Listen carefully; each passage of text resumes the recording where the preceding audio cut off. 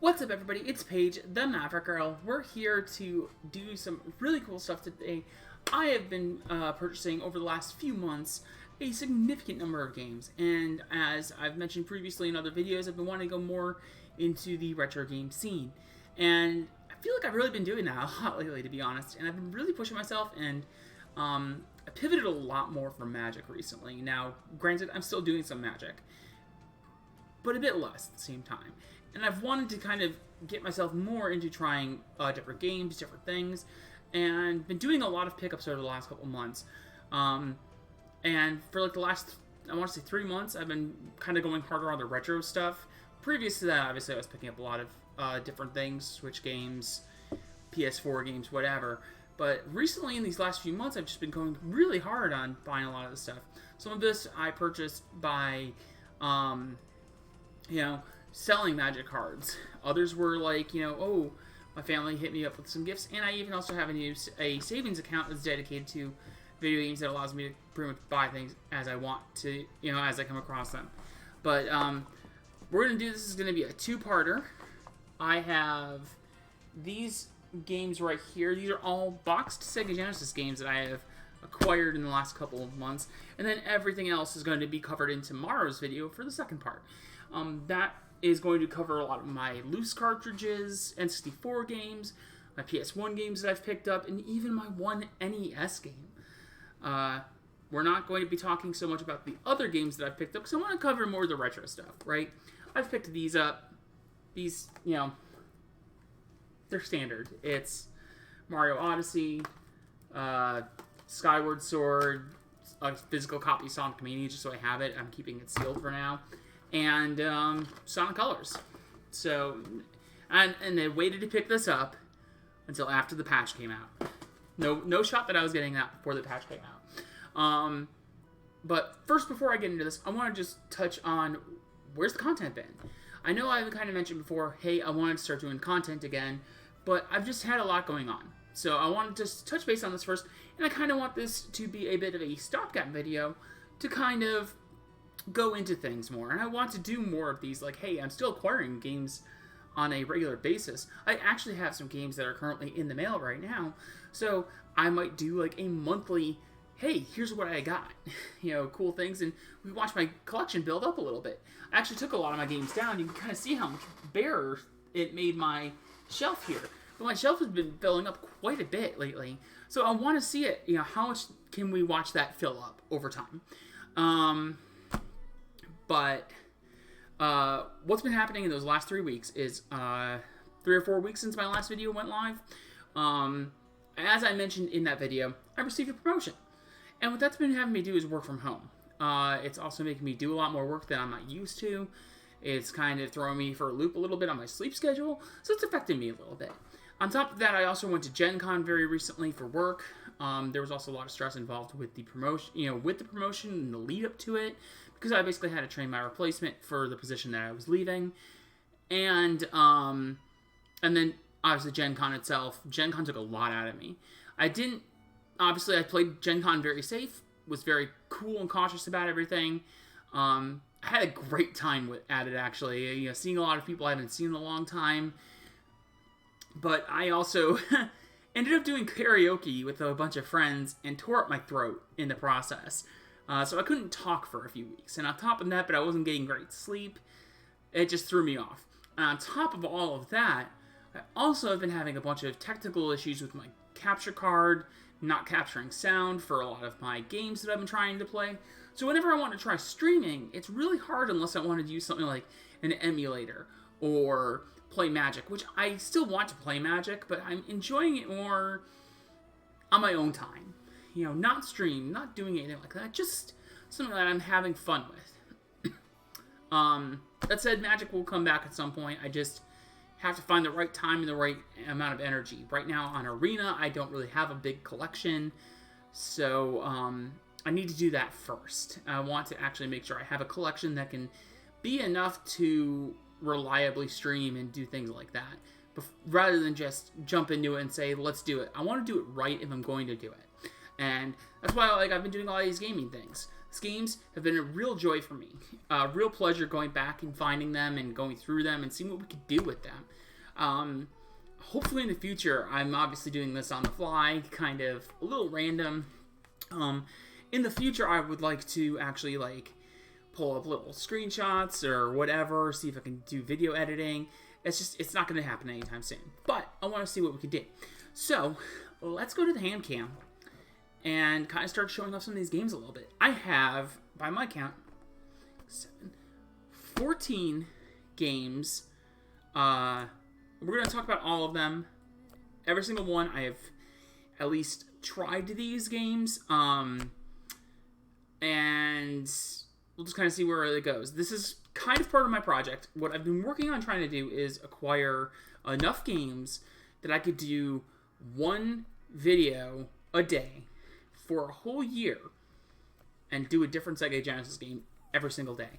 Do a video on it, like an actual, here's a playthrough of a different Sega Genesis game every day for a full year. Seems like really good content, and I think it would be really fun, and it could show a lot of the ups and the downs, some of the pitfalls with the system, and have a good time with it. So, let's go in with the first game here.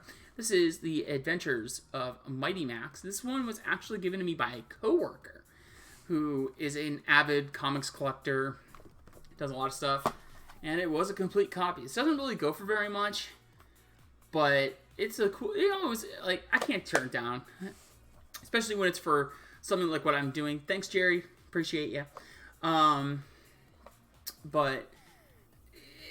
I tried it out for like 5 minutes. I didn't get too far into it. I mostly wanted to test to make sure it worked.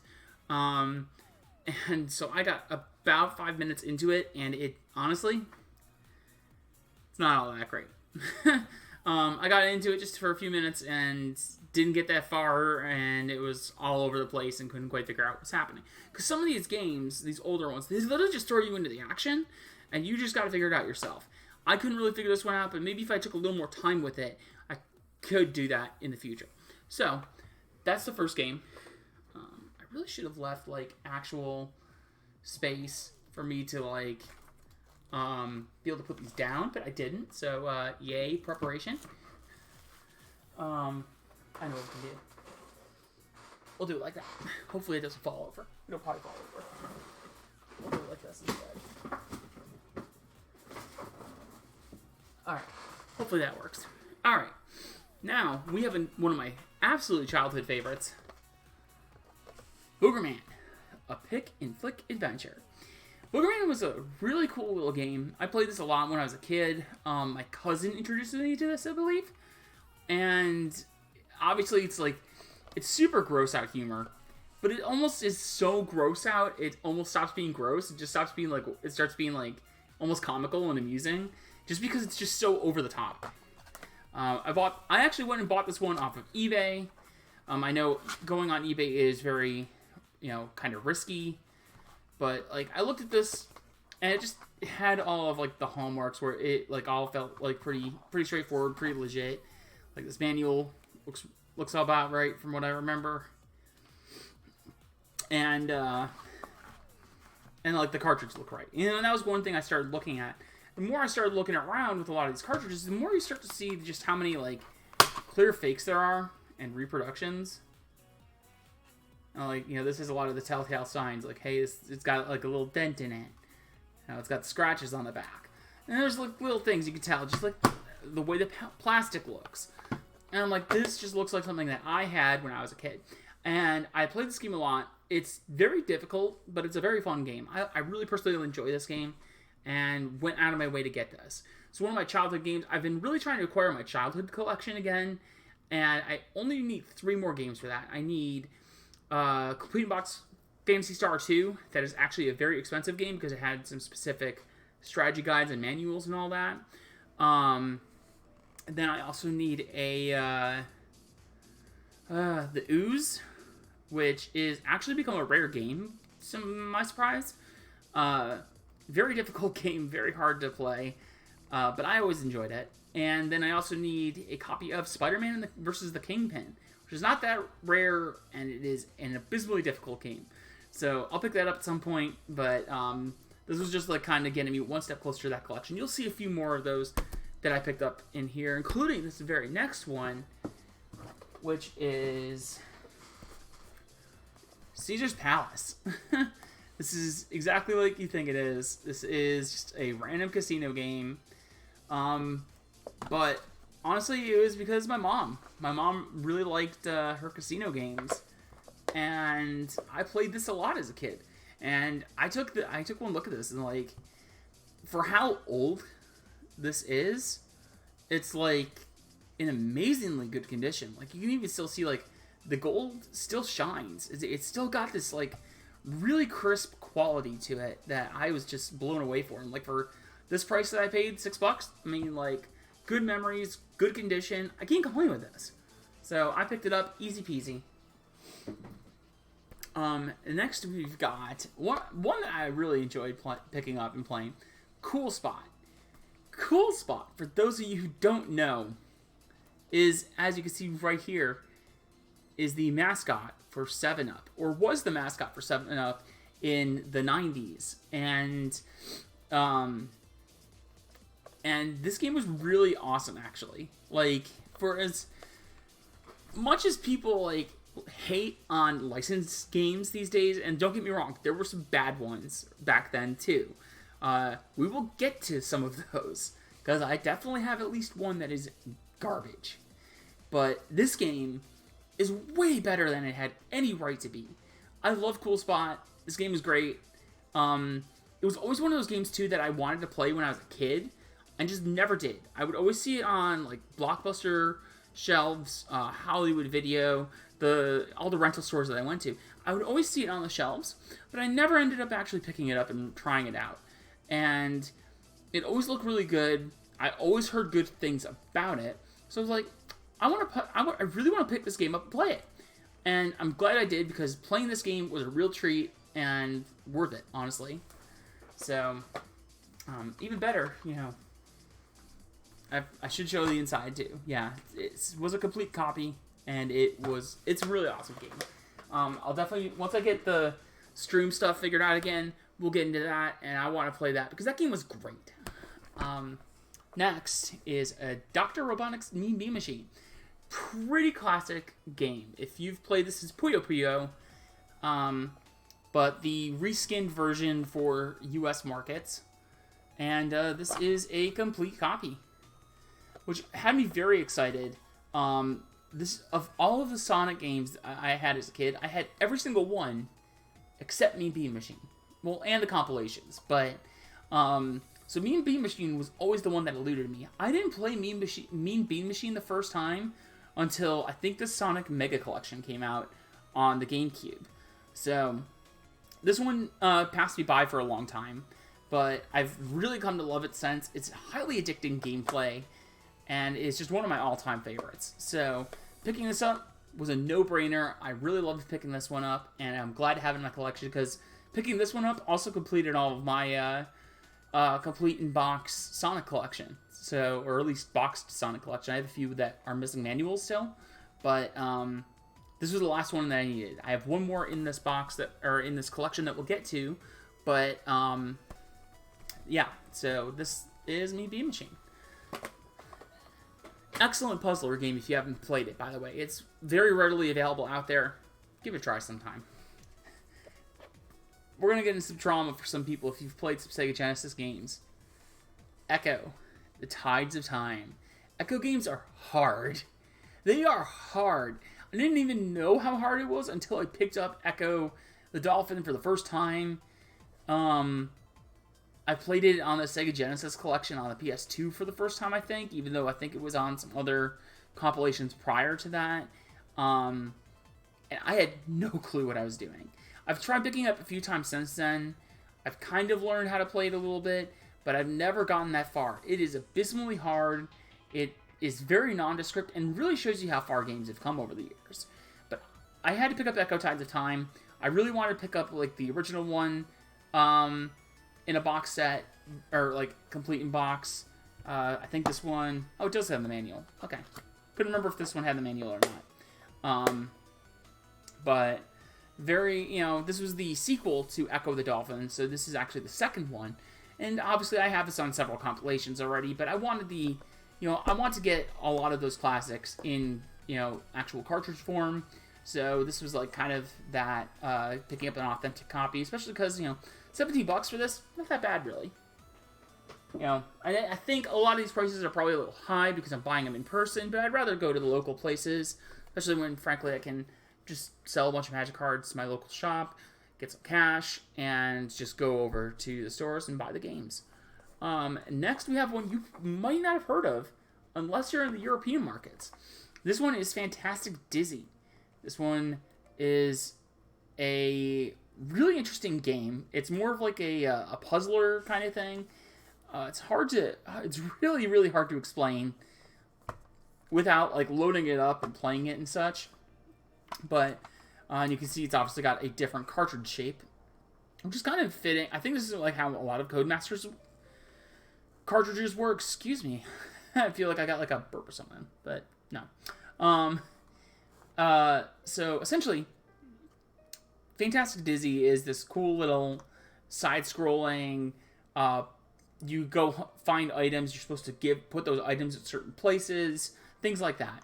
And I picked this up on a recommendation by a friend of mine, and came to find out later from watching Games Done Quick that this is more like a European thing, specifically British. So a lot of my British friends were really excited when they saw this for the first time. And I actually had my first experiences like really seeing Dizzy on the GDQ thing on the Commodore 64 versions, which significantly predated this, but it still hold very much the same gameplay. So this game was very interesting. I haven't gotten that far into it because I think you really need to sit down and grind it out for a while. It's very puzzler heavy and very interesting, and I really want to try it out. It's very different from the games of today, but for the time, really interesting piece. Alright, now we got one of my real favorites. This one is not that great, but I love it. Garfield Caught in the Act. This game is a trip. So I actually have a fun story about Garfield Caught in the Act. This game, I was really into Garfield when I was a kid. It was just one of those big hallmarks of the 90s. Garfield was huge. And also like the late 80s, that kind of thing. So Garfield was really sweet. And I was really into Garfield at the time. I was watching the shows, Garfield and Friends, I think it was. And I was also reading a lot of comics. I would go to my local library and I'd pick up the comics and check them out. They were really fun to read. And so, I think it was when I was in first grade. So this was 1996, 95, something like that. And I wanted a game of some kind. I can't remember what it was. I did some really well in my school or whatever. My parents were pretty proud of me. And agreed to get a brand new Sega Genesis. My Sega that I had previously owned, the second player control port stopped working for some reason, which rendered me and my siblings unable to play with one another. And that was really difficult, really challenging. We liked playing with each other. And there was just certain games that were just unable to play from there on.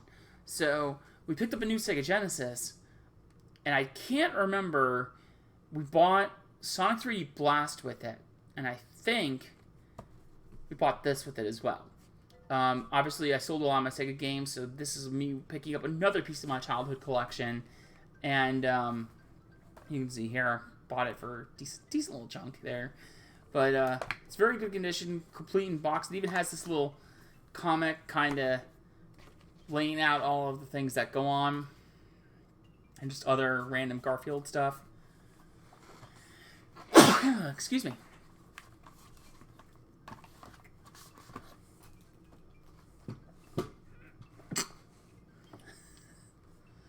I can't. The one thing I don't like about this is the fact that the comic is just kind of loose.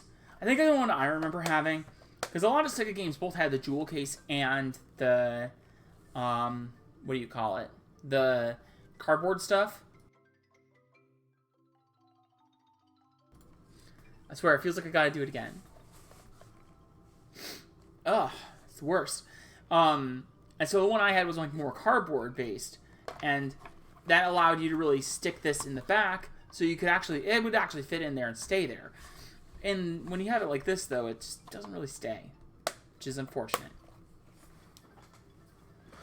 That said, let's go on. We got another one. This one is really interesting. So everyone has that memory, right? The Sega Genesis and Super Nintendo, Nintendo's Entertainment Center or system, all these great systems predated the internet. And because they predated the internet, you'd have to go to either like game review magazines, or you would have to just rent games and just try them, see what works, see what's good, see what's not. Word of mouth, and sometimes just going in and trying to game out yourself. And so that's one thing I really wanted to do with this whole retro project, right? There's a lot of great games out there that I've just never touched, I've never played, I've never seen. Cool Spot was a good example of that, where I always saw that game and I heard good things about it, but I never got to play it. And this is a little different. I actually had an opportunity. I wanted to try and do some more of those blind pickups. The ones where I just have never touched these games. I have never heard anything about them. And this one looked cool when I went to my one of my local retro shops. And I figured, what the hell? Let's pick this up. I picked this and 2 other games up that I've never played before. It was the only ones I went there. I'm like, if I go into a video game store, then I have to walk out with something. Because a lot of times if I'm going to a store, it's not going to GameStop. I'm going to a retro shop. And I can usually pick up a game for like $10. And I can afford to swing just like $10 here or there, you know? So if I walk into a game store, I need to be walking out with something. So, that having been said, or if I do walk out with nothing, then I come back like the next day because I wanted something. That happened to me with some of the other ones that we'll talk about tomorrow. But, Last Battle. This game looked cool. I had heard the name from, there's a playlist I listen to on YouTube frequently. It's an 11-hour Sega Genesis playlist, and it's great. And there's one little track in here that I just always kind of remember because the ads always pick up, always like, the ad break always starts in the middle of this track. And then I actually saw it, and I'm like, huh, this game looks kind of cool. You know, it's not exciting, but it looks interesting. And like interesting enough that I figured, let's pick it up and let's try it out. And you know, it was a complete game. So we had the manual, we had the game, we had everything. And it's just this cool little side scroller. I haven't gotten too far into it. I mostly played it to just test that to make sure it worked. It did. It's obviously, you can see it's missing this thing up here up top to kind of keep it in place so it comes kind of loose there. But it was a very interesting little game. I haven't gotten too far. Basically, you go through these levels, you just beat up on enemies. The controls are very simplistic, but it seemed very fun, and I'm sure we'll play it again at some point, because I want to play this, and I want to do the whole 365 thing at some point. Alright, we got, at this point, 5 more to go. Miss Pacman. Everybody knows Miss Pacman. This was one of those games that I got when I was a kid, and you can tell this box has definitely seen better days, but I like that. I don't mind that so much because it kind of is a certificate of authenticity in a way. You know, you really see that age, you see that wear, and the game still works. And as long as the game still works, I don't care that much. And it's good fun, and it's Miss Pacman. I mean, how can you go wrong with Pacman? So basically, the long and short with this is the system, my Sega Genesis, the very first one that I got. I got a Sega Genesis because my mom would go to my uncle's place and play Phantasy Star on the Master System. And then she wanted to play that at home after she kept going to his place for like, days and days. Like every couple nights or whatever. And so she wanted to have her own home copy. And so that's when they ended up picking up a Sega Genesis with Phantasy Star 2. The Sega Genesis came with Sonic the Hedgehog. And because my dad was more of a arcade game player, he didn't really care for video game consoles. He still really doesn't, to be honest. But back in the day, obviously, he was more of an arcade gamer. So, Mrs. Pacman was pretty much his way of getting a little of that arcade feeling and bringing it home. And Mrs. Pacman really kind of did that pretty solidly. Like, it was a pretty solid port, and I enjoyed playing this quite a bit. So I had a pretty decent experience with Pac-Man growing up. It wasn't my favorite game to play, but I enjoyed it. So I had to pick it up. It was pretty cheap. I can't complain with it. Good little pickup. This next one is one of my favorites. I've loved this one. This was actually a game that I had been on the lookout for quite some time. Sonic and Knuckles. I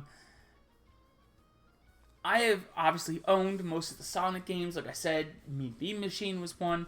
I had actually had a loose copy of Sonic and Knuckles, but I lent it to my sibling and their wife, so my sister-in-law. And unfortunately, at some point in one of their moves or whatever, they lost the game. It happens, I've had games that I've been borrowed or lent by people I know, and it just goes missing and moves. I still want to know where my copies of Final Fantasy Tactics and Pokemon Emerald that someone lent me went. I don't know where the hell those went, and I wish I did, because those are great games, and I'd love to play them. But Sonic and Knuckles was one of those that I really wanted to pick up and try out and, see what we can do with it. And I really wanted to get a complete in box copy, but the complete in box copies, pricey. I ran into this one, and I paid, I think, $65 or something for it, which seems like a lot, but comparatively, God, these games used to be so much. These games used to be like $50, $60, $70 brand new.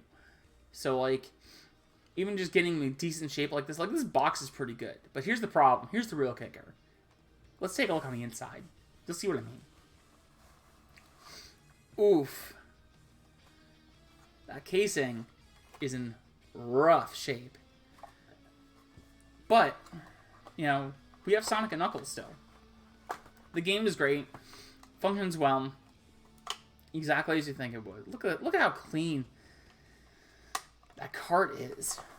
Obviously, it's got all the inserts too, so it's a very complete game. Just this box cardboard here is particularly rough. You can't really... There you go. Now you can see how creased up that is up on top there. But this was one of my favorite pickups. I did not expect to get this, and certainly didn't expect to get it as soon as I did, but I'm glad that I was able to pick it up.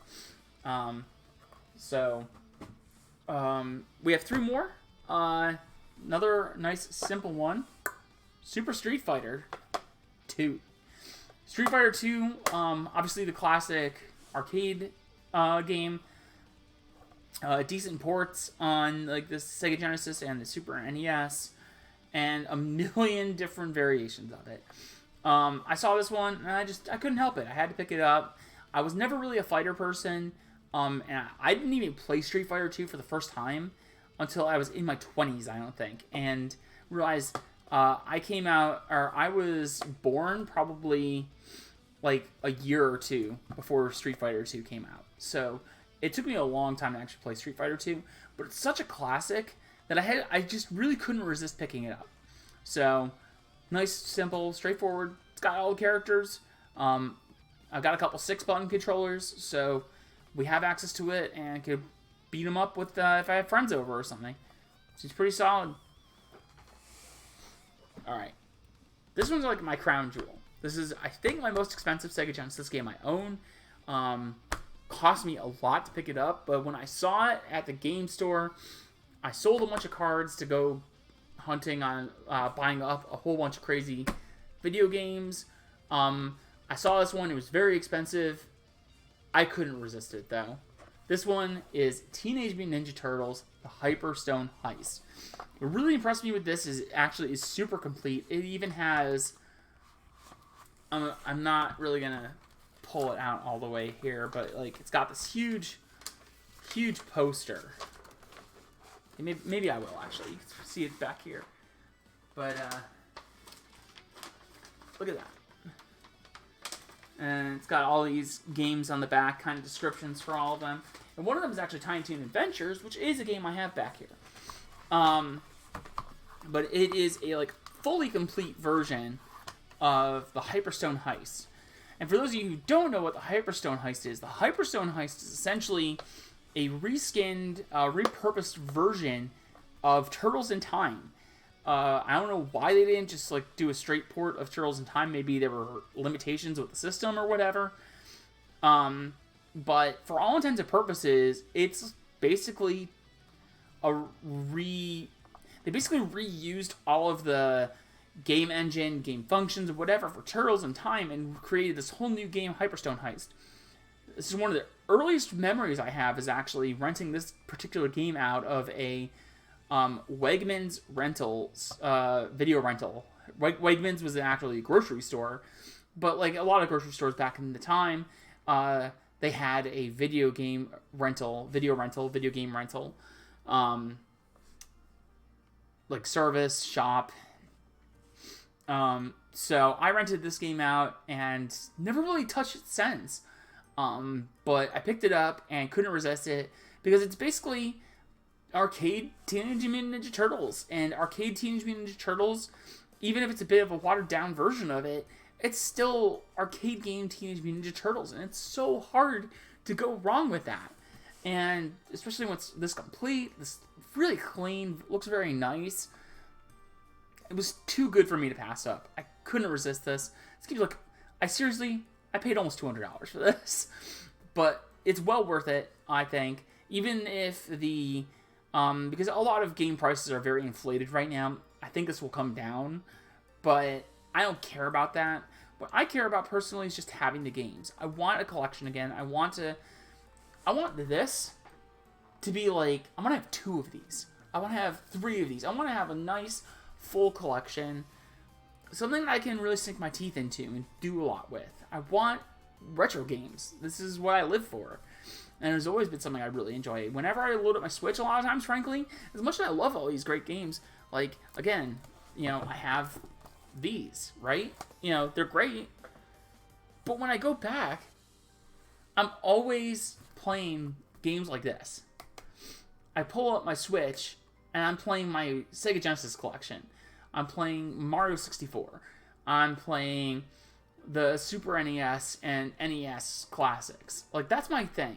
I don't really care for modern games as much. I like these classics. So as expensive as it is, it's worth it to me. So I'm happy to pay it. And, yeah. So that's that one. Now I have one last one. And this game is garbage.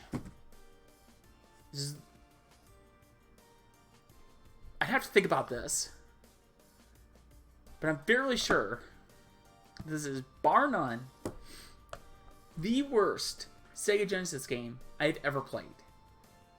No question. This is another one of those ones that I bought in my blind pickups with Last Battle and one other game that I'm going to show tomorrow because I bought it as a loose cartridge. This game is Terminator 2 Judgment Day. And I thought to myself, how bad can this really be? How bad can this be? It's probably not that bad, right? It's Terminator. Can't be that bad. And then I played it. It's terrible. And the only saving grace for me buying this game is the fact that I basically got it for free. One of my local shops, Royal Empire Gaming. If you go check them out, they're pretty cool. They're on Facebook. They're on Twitter. They show a lot of their games all the time. They don't really show prices. They don't have an online storefront. But they have a lot of great games. And I love going there and patroning them for every so often. I go up there pretty frequently. I went up there yesterday, actually, and bought a game, which I will show tomorrow. But this game is a steaming pile. I'm sorry. There's just no redeeming value to this game whatsoever. And I'm glad that I basically got it for free. And even then, it's almost like I should like be able to still reach out to Sega and be like, hey, give me my money back. It's just so bad. Basically, like, I played every game that I got just as a way to test them really quickly, make sure they worked, right? This game, I only got through, like, this part right here, where they're trying to, like, get the motorcycle, get this gun, get this... What happens is you have these enemies that constantly come up to you. They constantly shoot at you. They're knifing you. They're attacking you. You have no way to really beat them. If you beat them, then the more just keep coming back. They just relentlessly go at you. You have no real way to really avoid their attacks. There's no real hit detection because it treats you like you're invulnerable, so you have no reaction to them. Playing the game is just miserable. I couldn't figure out what the hell I was doing. I really wasn't having a good time with it. I'm sure I'll play this on stream at some point, but it is bad.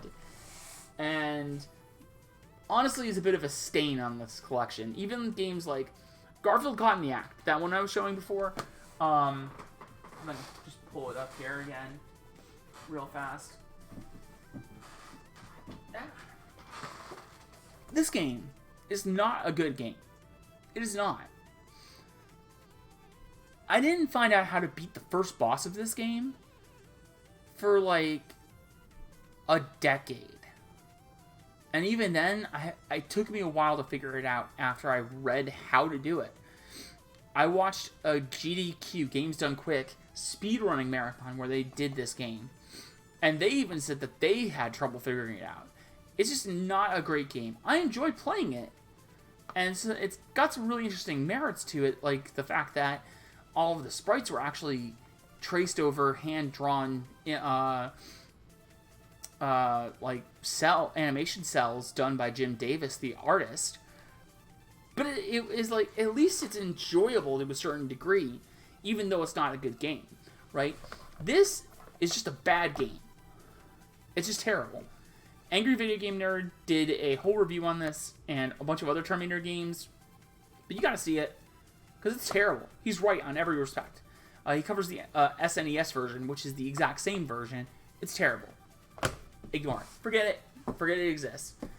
But that's pretty much been all these games. Great stuff with a little bit of shit thrown in. But a lot of good memories, lots of great things. I love the Sega Genesis, and it's one of my favorite systems of all time. So I've been going really hard on collecting a lot of these, and I expect to do so much more in the future as I continue to pick up more games. I really want to get to that 365 game goal that I'm trying to reach. That's going to be a long process, though. But we'll get there eventually. So until next time, I'm going to come back tomorrow. I've got a whole bunch of loose games and such, and we'll cover that tomorrow, and I will see you there. Thanks so much, folks. I will be back tomorrow, and then hopefully soon, in the next week or so, I should be able to get some of my replays from streams from like the last couple months together, and start uploading those very soon as well. So until then, I'll see you next time, and catch you around. Good night.